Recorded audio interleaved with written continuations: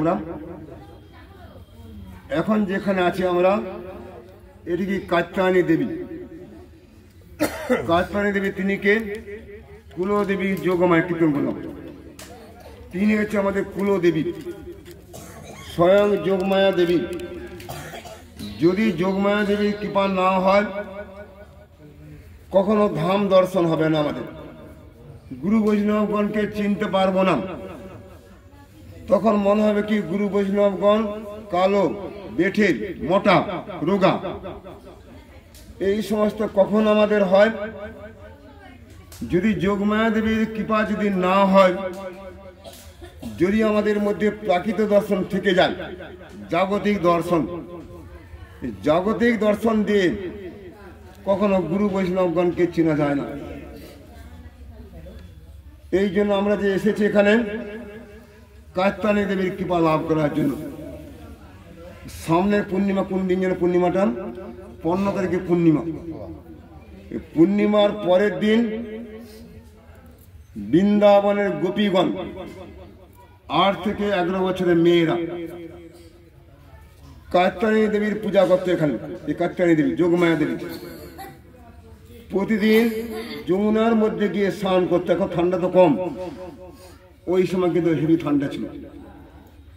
প্রতিদিন কাপড় টাপড় খুলে, ছোট্ট বাচ্চা তো 8 থেকে 11 বছরের মেয়েরা সমস্ত বস্ত্রগুলো যে কদম্ব বৃক্ষ আছে ওইখানে রেখে স্নান টান করে পরবর্তীকালে যোগমায়া দেবীর পূজা করত। সে যোগমায়া দেবীর মন্ত্র আছে কীর্তনের বইয়ের মধ্যে। যোগমায়া দেবীর মহিমা সাংঘাতিক। যোগমায়া দেবীর কৃপা হলে নবদ্বীপ ধাম দর্শন হয়। সে যোগমায়া দেবীর যদি কৃপা হয় বৃন্দাবন ব্রজমণ্ডল দর্শন করতে পারি আমরা, নাহলে কিন্তু দর্শন হবে না। একজন ব্যক্তির চোখে খুব কম দেখে, তার জন্য ডাক্তার কি বলে? ডাক্তার বলে কি চশমা লাগাও। চশমা লাগালে সব কিছু দেখা যায়, কিন্তু ডাক্তারের পরামর্শ। যদি চশমারও যোগমায়াকে যদি না কৃপা লাভ করতে পারি, যদি আমরা যোগমায়া দেবীর কৃপা লাভ করতে না পারি, চোখে দেখতে পাবো না। চোখে যখন না দেখতে পারবো তখন ধাম প্রকাশিত হবে না। সেই জন্য গোপী 8 থেকে 11 বছরের মেয়েরা স্নান করে যোগমায়া দেবীর কাছে প্রার্থনা করছেন। শ্রীমদ্ ভাগবতের মধ্যে বর্ণন করা আছে, হে কাত্যায়নী দেবী, বত শেষে কৃষ্ণকে যেন স্বামী রূপে লাভ করতে পারি। কৃষ্ণকে প্রতিরূপে লাভ করার জন্য স্বয়ং ছোট্ট ছোট্ট বালিকাগণ জলের মধ্যে স্নান করে যোগমায়া দেবীর পূজা করেছিল এই জায়গাতে। তাদের ব্রত কখন সমাপ্ত হবে? 1 মাস ব্যাপী ব্রত, 2-1 দিনের জন্য নয়। আমরা এরকম 1 মাস ব্যাপী পূর্ণিমা থেকে শুরু করেছিলাম, সামনে পূর্ণিমাতে আমাদের সমাপ্তি। ওদের পূর্ণিমার পরের দিন থেকে শুরু হবে কাত্যায়নী ব্রত, শেষ হবে কখন? তারপরে পূর্ণিমার পরের দিন তাদের ব্রত শেষ হচ্ছে। এইভাবে বহুদিন ব্রত করার পরে যাকে আমি স্বামীর পেয়ে লাভ করার জন্য ব্রত করলাম, এক সময় ভগবান কৃষ্ণ তিনি পৌঁছে গেছেন এখানে। ওই যে কদম্ব বৃক্ষ দেখা যায়, গোপীগণের বস্ত্র হরণ করে গাছের মধ্যে রেখে দেবেন। যদি এটা পাঠ করা নিষেধ করা আছে, স্বয়ং সুখদেব গোস্বামী পাঠ বস্ত্রের লীলা থেকে রাস 5 অধ্যায় সবার মাঝখানে পাঠ করতে নিষেধ করে দিয়ে গেছেন।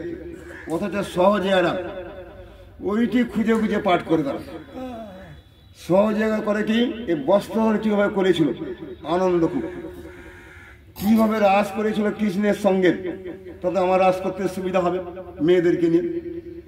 এইটি মনে করার সঙ্গে সঙ্গে সহজে যারা আছে রাস 5 অধ্যায় বস্ত্র নিলাম এইটা তারা পাঠ করতে যান। স্বয়ং সুখদেব গোস্বামী পাঠ তিনি কি বলে গেছেন?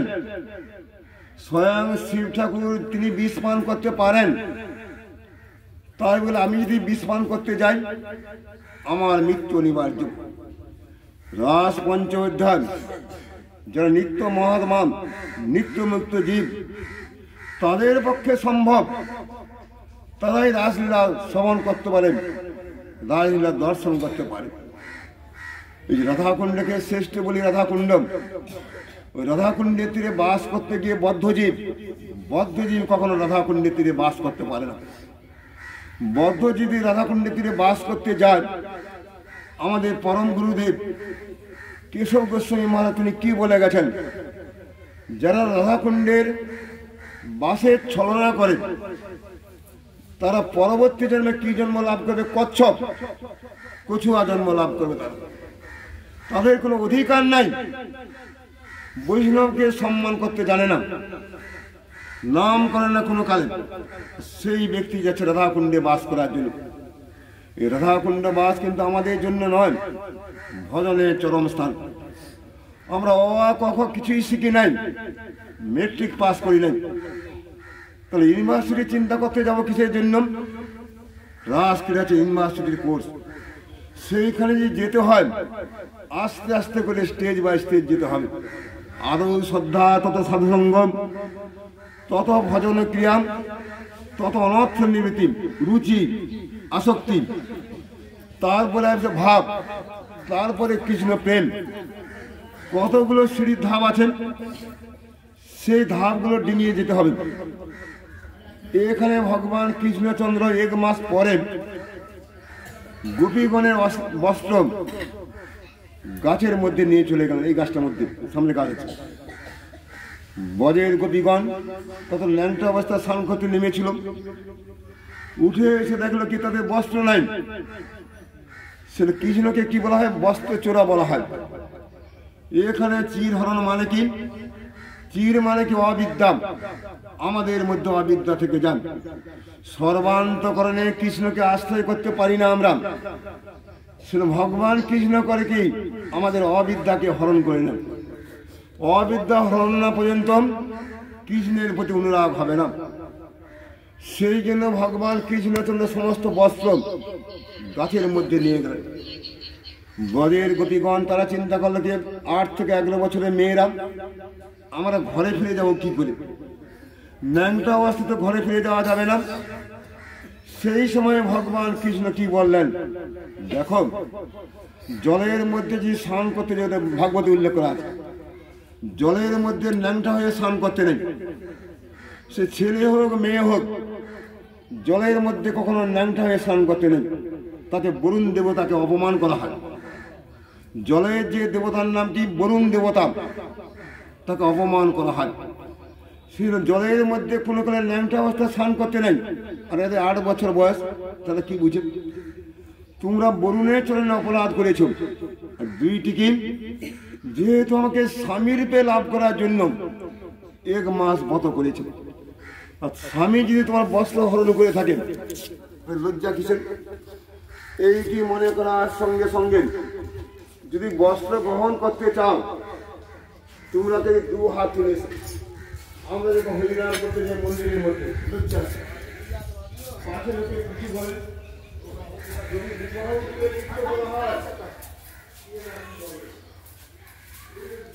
জয় কাত্যায়নী देवी की जय।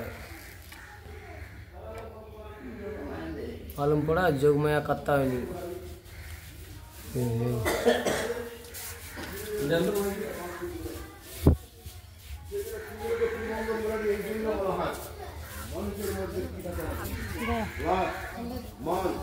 लिखा जाए कात्यायनी, देखो कात्यायनी लिखा है।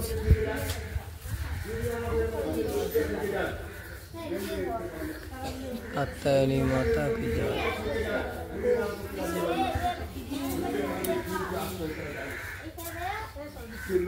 ভঙ্গ করেছে স্বয়ং গোবিন্দ। কি ভঙ্গ? মুরারি একটু ভঙ্গ করে দেন। কি? লজ্জা। আমাদের মধ্যে মান আছে, জগতের লোক আমাকে সম্মান করে। সাধুর কাছে যদি যাই, লোকে কি না ভাববেন, পাছে লোকে কিছু বলেন, এইটি মনে করার সঙ্গে সঙ্গে সম্মানের জন্য যেতে পারি না মন্দিরের মধ্যে। লোক যদি কিছু বলে ফেলেন, নিজের একটা সম্মান আছে, এইটির জন্য স্বয়ং ভগবান কৃষ্ণ মানটাও ভেঙে দেন। লাজ মান ভয় আমাদের ভয় কেন হয়ে যাচ্ছে? যদি কৃষ্ণ ভজন করতে যাই, কৃষ্ণ তো বলে গেছেন, যে করে আমার আস তার করি আমি সর্বনাশ, তবু যে না ছাড়ে পাস তার হই আমি দাসের দাস। স্বয়ং ভগবান কৃষ্ণ তিনি কি বলে গেলেন? যিনি কৃষ্ণ ভজন করতে যাবেন তার সর্বনাশ উপস্থিত হবে। সংসারে অশান্তি হইতে পারে, একমাত্র ছেলে মারা যেতে পারে, স্বামী মারা যেতে পারে। সে যদি মনে করে না এগুলো ভগবানের পরীক্ষা, তবু যে না ছাড়ে পাস তার হই আমি দাসের দাস। তা সত্ত্বেও সে যদি আমাকে ত্যাগ না করে, আমি করি কি সেই ভক্তের দাস হয়ে যায়। ভয় থাকলে কৃষ্ণ ভজন হয় না, মান থাকলে কৃষ্ণ ভজন হয় না, লজ্জা থাকলে কৃষ্ণ ভজন হয় না। আমাদের তিনটিকে ভঙ্গ করেন কে? ত্রিভঙ্গ মুরারি। তিনটি যখন ভঙ্গ হয়ে যায় সহজে কৃষ্ণ ভজন করতে পারি আমরা। এই তিনটি বস্তু যদি কারোর মধ্যে থেকে যায়, সে কখনো সাধুর কাছে যাবে না, সে কখনো হরিনাম করবে না, লোক কি না কি বলবে। সেই জন্য ভগবান কৃষ্ণ কদম্ব বৃক্ষের মধ্যে বসে আছেন। দেখো, যেহেতু স্বামীর রূপে আরাধনা করেছ, আর স্বামীর কাছে কি লজ্জা? তুমি যদি দু হাত তুলে আমার কাছে আসতে পারো, তাতে তোমার কোনো লজ্জা থাকবে না। তখন বৃন্দাবনের গোপীগণ প্রথম তো খুব লজ্জা পেয়েছিল, পরবর্তীকালে তারা বস্ত্র পাওয়ার পূর্বেই দু হাত তুলে কৃষ্ণের কাছে গিয়ে উপস্থিত। যখন কৃষ্ণের কাছে দু হাত তুলে কৃষ্ণের কাছে যাওয়াটা মানে কি? ফুল সারেন্ডার করা। সর্বান্তকরণে কৃষ্ণকে আশ্রয় করলেন, লাজ লজ্জা মান কিছুই থাকবে না। তাদের লাজ লজ্জা থাকলে কোনো কিছু হয় না। এই জন্য চিরঘাটের মধ্যে কৃষ্ণ কেন বস্ত্রহরণ করেছেন? বস্ত্র মানে কি? আমাদের ওদের অবিদ্যা থেকে যাক। দূর, কৃষ্ণের কাছে কে যায়? কৃষ্ণের কাছে গেলে কি না কি হবে, সবগুলো ভেঙে চুরমার করছে এখানে চিরঘাটের কাছে। এই জন্য জয় চিরঘাট কি জয়, জয় বস্ত্রহরণ লীলা কি জয়, জয় যমুনা দেবী কি জয়, জয় যোগমায়া একটু বিলি করে দিল, বন্দনা করি। যোগমায়া আছে, হাত ধরে বসো, যোগমায়ের যোগমায়াকে প্রণাম করো, যোগমায়াকে প্রণাম করো, যোগমায়ের কি আছে, পূর্ণমাসী আছে। আর যার যার মনে বাসনা আছে যোগমায়াকে বলো, সাকসেস হয়ে যাবে। রাধে রাধে। নালে গুরু বৈষ্ণবকে চেনা মুশকিল। বিদেশ থেকে একজন সাহেব এসেছেন ইন্ডিয়াতে, হাইকোর্টের জজ, বিদেশি সাহেব। সে শুনেছিল ইন্ডিয়াতে ভালো ভালো কাঁঠাল কিনতে পাওয়া যায়, খাওয়া পাওয়া যায়, সুমিষ্ট সুস্বাদু। সে তখন আর্দালিকে বলে, আর্দালি আমার জন্য একটা কাঁঠাল নিয়ে আয় তো। সঙ্গে সঙ্গে সুন্দর বড় কাঁঠাল নিয়ে এসে, ওই কাঁঠালের যে কি খেতে হয় সাহেব কিন্তু জানে না। আর সাহেবের ছিল লম্বা লম্বা দাড়ি, অত্যন্ত প্রিয় দাড়ি ছিল সাহেবের। সে তখন চিন্তা করলো যে কাঁঠালের মধ্যে ভোঁতা খেতে হয়। সে কোয়াগুলোকে ফেলে দিয়ে কাঁঠালের ভোঁতা খেতে যাচ্ছে। আর ভোঁতার মধ্যে কি থাকে? আঠা থাকে। লাগলে কাঁঠালের আঠা আর তো কবু ছাড়বে না রে, প্রীতি কাঁঠালের আঠা। যদি ভালোবাসে কাউকে, সেটা কি কাঁঠালের আঠার মতো। ওই কাঁঠালের আঠা যখন লাগে ছাড়ে না। যদি কৃষ্ণের প্রতি প্রীতি হয়ে যায়, সেই প্রীতি কোনো কালে ভঙ্গ হবে না। সে কাঁঠালটা খাওয়ার সঙ্গে সঙ্গে দাড়ির মধ্যে আঠা লেগে গেছে। সঙ্গে সঙ্গে আর্দালি করে, আই আর্দালি তুই আমার জন্য কি নিয়ে এলি? দাড়ির মধ্যে লেগে গেছে, আর দাড়ি থেকে ছাড়ে না কিছুতেই। সঙ্গে সঙ্গে নাপিত নিয়ে যেত। নাপিতটা আনার সঙ্গে সঙ্গে অন্ধকার ঘরের মধ্যে, কেউ জানতে যেন না পারে, ঘরের মধ্যে লুকিয়ে সাহেবের দাড়ি কামিয়ে দিয়েছে, গোপ দাড়ি। পরের দিন তিনি হাইকোর্টে গিয়েছেন। তিনি হাইকোর্টের জজ, একজন সাক্ষী দিতে উঠেছে কোর্টের মধ্যে। সাহেব লক্ষ্য করল কি তারও দাড়ি নাই, গোপ নাই। সাহেব মনে মনে চিন্তা করলো কি আমার যে দাড়ি গোপটা চলে গেছে কিসের জন্য? কাঁঠাল খাওয়ার জন্য। ওই ব্যক্তি যে সাক্ষী দিতে এসেছেন, ওর দাড়ি গোপ কেন নেই? ও বোধহয় কাঁঠাল খেয়েছেন, এসো আমার কাছে এসো। এ তো ভয় পেয়ে গেল, আমি কি অন্যায় করলাম। তখন সাহেব তখন বললো কি, হাম ভি কাঁঠাল খায়া তুম ভি খায়া। আমি কাঁঠাল খাওয়ার সঙ্গে সঙ্গে দাড়ি গোপ চলে গেছে, তুমি নিশ্চয়ই কাঁঠাল খেয়েছো। এই জগতে লাল চশমা যদি চোখের মধ্যে লাগানো হয়, জগৎটাকে লাল বলে মনে হবে।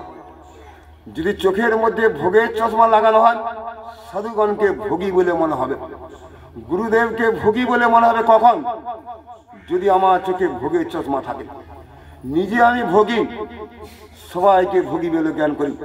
এই জন্য ধাম দর্শন যোগমায়া দেবীর কৃপাতে হবে। গুরুদেবকে চিনেন। দেখুন এবার থাকা একটা প্রসাদ বিতরণ করা হবে। ওখানে যে যে বস্ত্র বাঁধতে চান। হরে কৃষ্ণ ভক্তগণ, আমরা এখন যোগমায়া মন্দির থেকে চিরঘাট বস্ত্রহরণ নিলাম। এই পাশাপাশি দুটো স্থান, তাই এখানে এসেছি।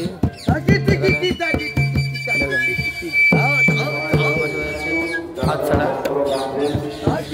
এখানে আমাদের সেবা আরম্ভ হবে।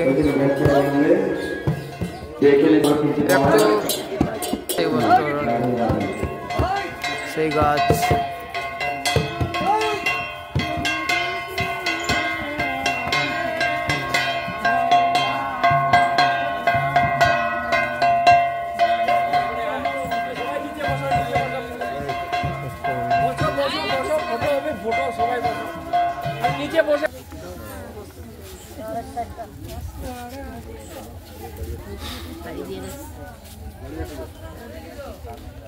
রাধা কৃষ্ণ রাধে শ্যাম।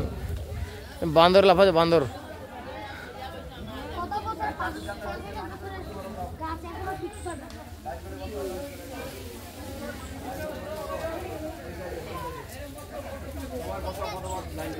এই হচ্ছে সেই গাছ।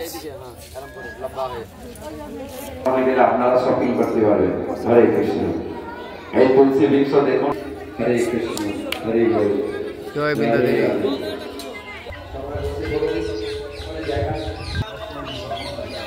সবাই